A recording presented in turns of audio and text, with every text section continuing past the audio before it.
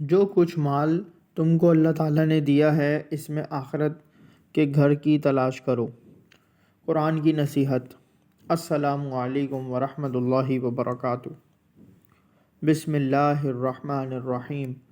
قرآن میں اللہ تعالیٰ فرماتا ہے جو کچھ مال اللہ تعالیٰ نے تم کو دیا ہے اس سے آخرت کے گھر کی تلاش کرو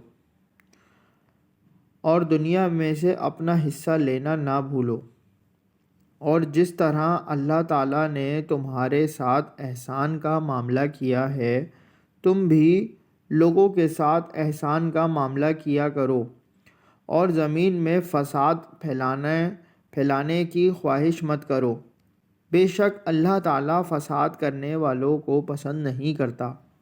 حوالہ سورہ قصص آیت نمبر 77۔